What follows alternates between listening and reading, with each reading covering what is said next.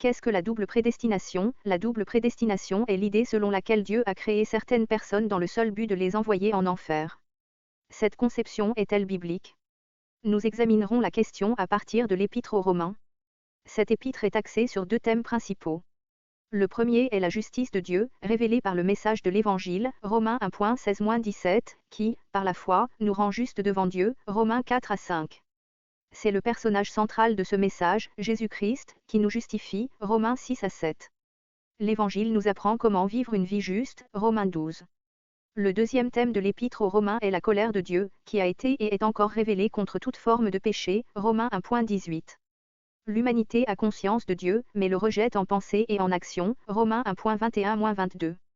Par conséquent, Dieu manifeste sa colère en le livrant à ses propres penchants, Romains 1.24, 26, 28, qui le mènent à la destruction, Romains 1.28-32.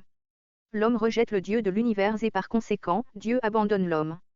Seule une intervention directe de Dieu peut nous retirer du chemin de destruction sur lequel nous nous obstinons à avancer en nous endurcissant dans notre péché. Lisons maintenant Romains 9.22, qui dit, « Que dire si Dieu, voulant montrer sa colère et faire connaître sa puissance, a supporté avec une grande patience des vases de colère tout prêts pour la perdition ?» Beaucoup pensent que ce verset affirme que Dieu a créé ces vases rien que pour subir sa colère, mais ce n'est pas ce qu'il dit. L'homme a déjà subi la colère de Dieu, en empruntant la voie de la destruction.